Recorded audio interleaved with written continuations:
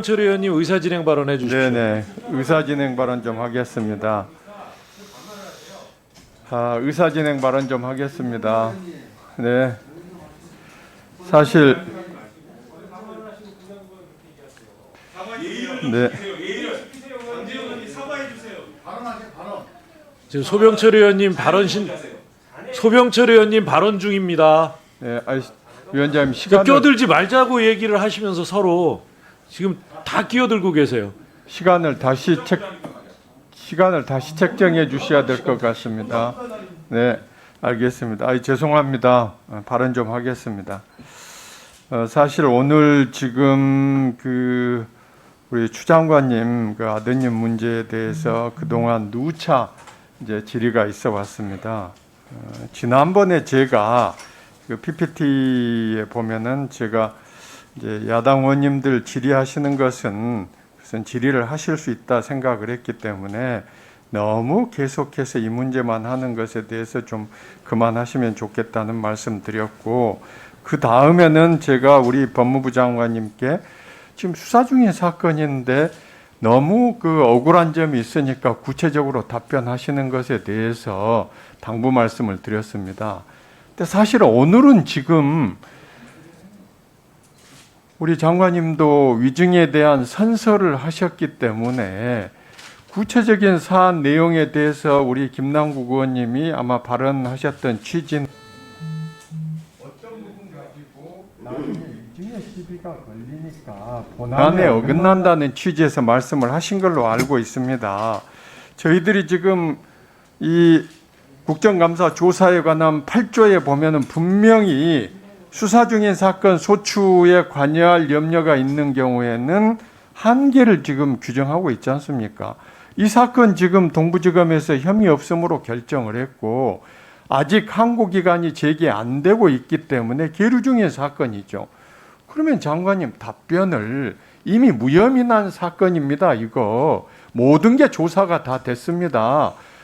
죄가 없다는 것, 그리고 우리 아들이 문제가 없다는 것 밝혀졌습니다 하고 끝내시는 것이 저는 맞다고 생각합니다. 장관님. 그래야지 오늘 지금 이게 국정감사에 저도 지금 사실 질문할 사항들을 법무부에 1년치 많은 걸 준비해 왔는데 도대체 이게 이제 이상하게 국정감사가 흘러가 버리지 않습니까? 위원장님이나 장관님께 다시 한번 당부 말씀드립니다. 네네, 알겠습니다. 예, 윤한홍 의원 먼저 하시고요. 예. 네. 전남 순천 광양 곡성 구례갑 소병철입니다. 우리 장관님, 차관님, 그리고 법무부 간부님들, 직원들 지난 1년 동안 수고 많으셨어요. 또 국감 준비하느라고 고생들 많으셨습니다. 장관님, 지금 지난번에 공수처 관련해서 장관님께 한번 여쭤본 적이 있었고요. 그 뒤에도 다른 우리 기관장님들께 그 문제에 대해서 다 여쭤보면 결국은 지금 추천위원을 추천하고 있지 않는 것이 위법이다 하는 취지의 말씀들을 하셨습니다. 이 상태로 계속 위법을 가는 것이 적절한 것인지, 장관님은 우리 지금 정부에서 이 정부를 대변해서 법적인 의견을 말씀하실 수 있는 위치에 있지 않습니까? 이 부분에 대한 장관님 의견을 한번 간략히 말씀 주십시오. 의원님들께서도 잘 아시다시피 고위공직에 대한 국민의 신뢰가 굉장히 낮습니다. 또 권력 부서라고 할 수 있는 검찰, 또 법원 판사님들, 그리고 경찰 고위직에 대해서도 권력 사정 기관으로서 국민의 신뢰가 높지 않은 편입니다. 그래서 공직 신뢰를 회복하고 또 정권의 권력에 유착되는 걸 막기 위해서 한 20여 년간 꾸준히 공수처 같은 별도의 기관이 필요하다라는 국민 공감대가 이미 형성돼 있고, 공수처의 조속한 설치에 대해서는 국민 지지가 매우 높은 상황입니다. 입법 부작위를 해소하고 빠른 입법이 됐음에도 불구하고 그 실행 자체를 추천하지 않는 방식, 위원 추천을 하지 않는 방식으로 이 입법이 시행되지 못하게 한다는 것은 국회의 국민 신뢰를 저하시키는 것이기 때문에 의원님들께서도 국민의 기대를 모아서 조속히 추진될 수 있도록 도와주시면 감사하겠습니다. 알겠습니다. 사실 이제 동부지검 사건이 무혐의로 끝난 뒤에 일단락 될 줄 알았는데 아직도 계속 그 논의가 계속된 걸 보면서 오늘 저는 조금 이게 어떤 공수처장 후보 추천을 하지 않는 것에 대한 또 다른 어떤 의도가 있는 것이 아닌가 이런 생각까지 하게 됐는데요. 장관님 답변 잘 들었습니다. 지금 이제 코로나 때문에 국민들이 참 힘든 상황이지 않습니까? 네. PPT 좀 띄워보세요. 지난번에 법사위 때 방역 방해하는 부분에 대해서 법무부에서 방역 당국과 여러 가지 협조적인 일을 하고 있다고 말씀 주셨는데요. 우리 법무부 홈페이지를 보니까 코로나19 대응에 대한 별도의 게시판이 있더라고요. 네. 그래서 사실 지금 우리 다른 헌법기관들에는 이런 게시판이 없었어요. 그래서 참 바람직스럽게 생각하고 내용도 실질적인 내용들로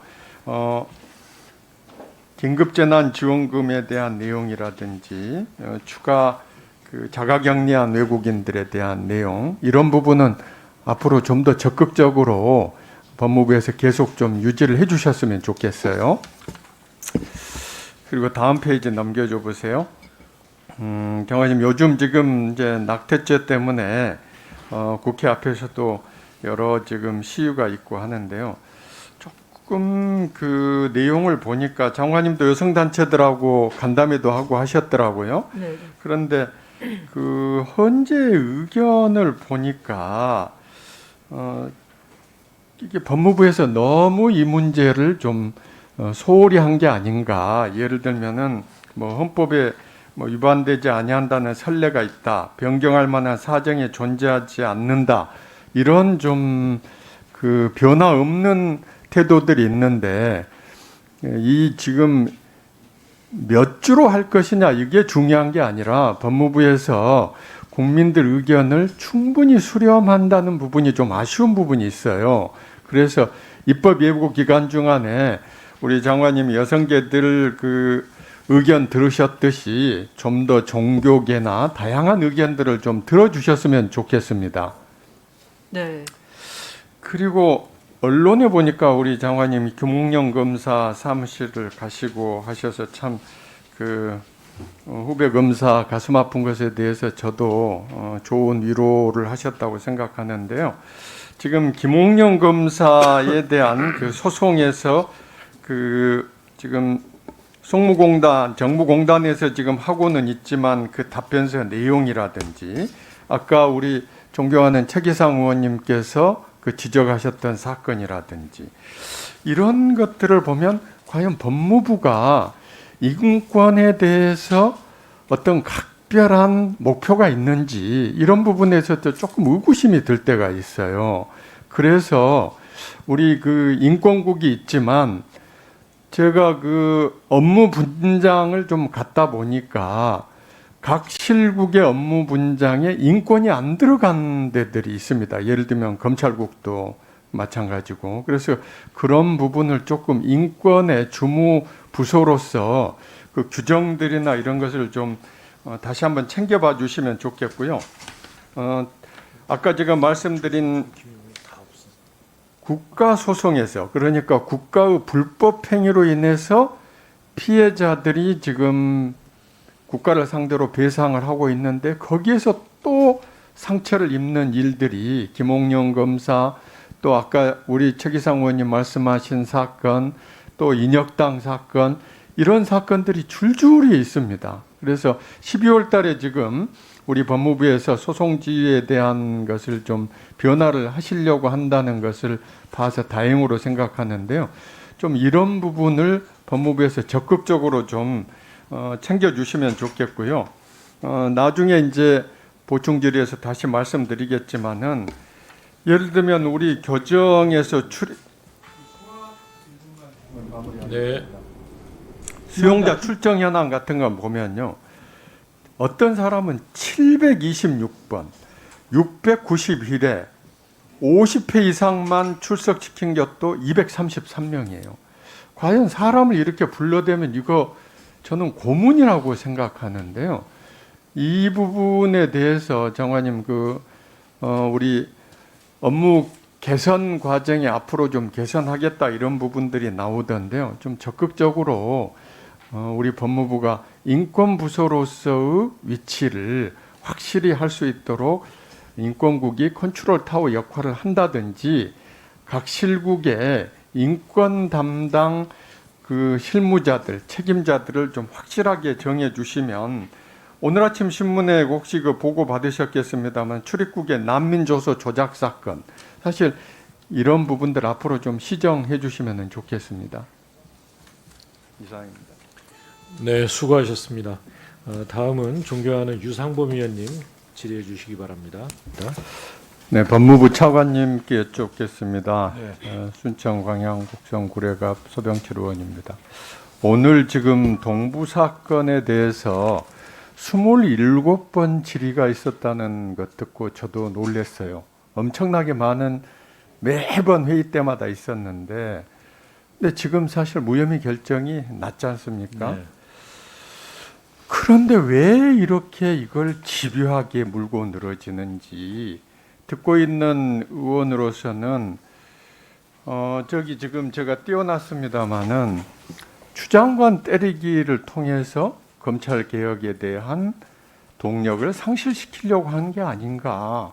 이런 게 아니고서는 어떻게 이 사건을 27번씩이나 그리고 결정이 있는데도 계속될 수 있는가. 차관님 어떤 생각 들어요? 제가 구체적인 답변하기 의심을, 어려우면 네. 이건 상식에는 잘 안 맞는 거죠?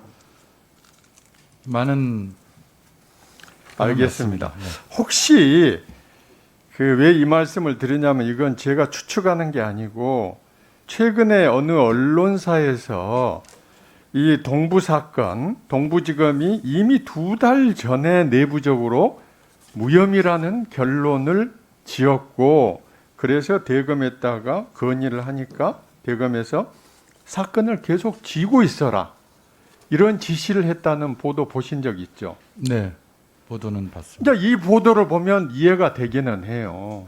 말하자면 장관을 흔들기 위해서 이미 결론을 내놓은 사건도 결론을 못 내게 대검에서 한 건데 지금 제가 왜 장관께 질의를 안 드리냐면요. 우리 차관께서 지금 언론에 보도된 거 이건 제가 지금 말씀드리는 내용이 아니니까 언론에 제기된 내용이 사실인지 여부는 좀 확인해서 보고를 해주시면 좋겠어요. 만약에 이게 사실이라면 얼마나 이거 중대한 일입니까?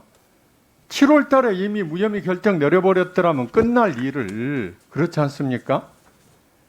확인해가지고 보고를 해주시고요. 네, 알겠습니다. 범죄예방정책국장님 여기 국감 조치사항에 보면 4개가 있는데 4개가 다 지적을 한 게 아니라 지원이 필요하다. 그리고 뭐 본부나 실로 상향시켜라 이런 내용이잖아요. 예. 이거 지금 제대로 진행되고 있습니까? 지난번 저희 소유정원 때 저희가 법무부 장관의 결재를 맡아서 행안부에 제출했는데 네, 조금 더 아까 장관님도 답변하시고 했지만 조금 더 박차를 가하시고요. 필요하면 우리 법사위에 도움도 좀 요청하도록 하십시오. 우리 범죄예방정책국에서 일을 그만큼 열심히 잘 하고 있다는 뜻으로 보여서 참 고무적으로 생각합니다. 네, 감사합니다. 자, 교정본부장님, 아까 제가 몇백 번씩 사람을 부르는 거 이거 예를 들었잖아요. 네. 이거 사람 견딜 수가 없는 거 아닙니까, 본부장님? 우리 교정본부는 그냥 오라면 사람 데리고 가고 가라면 가고 이런 부서가 아니잖아요. 여기에 대해서 교정본부에서도 수용자들의 인권을 위해서 이런 부분에 대해서 이의나 의견을 낼 수 있는 제도를 만들어서 좀 보고를 해주시면 좋겠어요. 네, 그렇게 하도록 하겠습니다. 네네. 자, 출입본부장님. 우리 출입본부장님 지금 우리 법무부 홈페이지에 출입본부에 대해서 있는 부분 이렇게 실제로 좀 들어가서 해보신 적 있어요? 예, 수시로 들어가서 확인하고 있습니다. 그러면 어처구니 없는 게 저도 한번 해보니까요. 외국인들에 대해서 이제 영어로 이렇게 안내를 하잖아요. 네, 하이코리아. 예. 그런데 영어로 하는 걸 누르면 한글로 다시 나와버리는 참 이거 어처구니 없더라고요. 제대로 작동이 되고 있는 걸로. 아니요, 그렇죠. 아침에 제가 직접 시연해 봤어요. 하이코리아 그걸 누르면은 예를 들면 제너럴 가이드 이거 해가지고 하면은 다시 한국말로 나와버려요. 이거 뭐 웃기는 거잖아요. 영어로 있다가 다시 한국말로 이런 부분 좀 고치시고요. 예, 확인해 보겠습니다. 제가 이제 난민 문제 때문에 변호사님들하고 인권단체들 조금 이렇게 접촉을 해보니까 죄송합니다. 네. 우리 지금 본부장님은 개방직으로 외부에서 오신 분이잖아요. 그렇죠? 예, 외부에서 왔습니다. 사실 개방직을 해놓은 이유는 출입국에서 쭉 있었던 분들이 간부를 하면 뭔가 유연성이나 개방성이 떨어진다고 해서 그렇게 해놓은 것 취지라는 거 알고 계시죠? 그런데 밖에 변호사님들하고 인권단체 분들이 저희 방에 오셔가지고 말씀하신 것 중에 제가 정말 믿기 힘든 게 우리 본부장님이 너무 소통이 안 되고 권위주의적이고 이런 말씀들을 저한테 하니까 제가 참 굉장히 듣기가 민망했어요. 좀 그런 소리가 안 나와야 되는 게 사실 출입본부는 국제 업무에 있어서는 우리 법무부의 얼굴이시잖아요. 좀 이런 부분 좀 유연하게 개선 좀 해주시면 좋겠어요. 예, 소통에 더욱더 힘을 쓰도록 하겠습니다. 네. 오전에 제가 질문 드렸던 것에 대해서 법무부가 좀 인권 문제에 대해서 컨트롤 타워 역할을 하고 실국에도 좀 인권 업무를 명시적으로 좀 했으면 좋겠다 하는 것에 대해서 장관님 답변을 못 들었습니다. 사실. 그래서 혹시 위원장님 허락해 주시면. 네. 아까 질문이 기억이 나십니까, 장관님? 다시 한번 예. 부탁드리겠습니다. 지금 네. 이제 법무부에 인권국도 있고 법무부가 사실은 인권에 가장 중요한 우리 정부 부처의 업무지 않습니까? 네. 그런데 지금 실국 업무 분장을 보면은 검찰국 같은 데도 인권이 빠져 있어요. 그리고 아까 제가 말씀드렸던 예로 지금 몇 가지 들었었는데요. 예를 들면 낙태죄 부분이라든지 또 조금 전에 제가 우리 교정본부장님한테 여쭤봤던 무차별적인 소환이라든지 그리고 또 앞서 예를 들었던 국가폭력에 의해 가지고 손해를 본 피해를 당한 사람들이 소송을 하고 있는데 또 법무부에서 그 부분에 대해서 신속하게 대응을 해주기는커녕 답변서의 여러 가지 책임 회피적인 거 이런 것들이 전부 어떻게 보면은 인권 부분이 좀 소홀한데 이 부분에서 법무부에서 좀 새로운 입장 전환이 있으면 좋겠다 이런 취지의 질문을 드렸었습니다. 네. 인권국이 보다 더 컨트롤 타워로서 역할을 잘할 수 있도록 인력뿐만 아니라 여러 가지들을 보강을 하고 또 인권국에서 하는 그런 업무가 실효적으로 각 부처에 스며들 수 있도록 내규나 이런 것들을 잘 정비해서 좀 힘을 실어주는 방안을 찾아보겠습니다. 네, 수고하셨습니다. 다음은 존경하는 유상범 위원님 질의해 주십시오.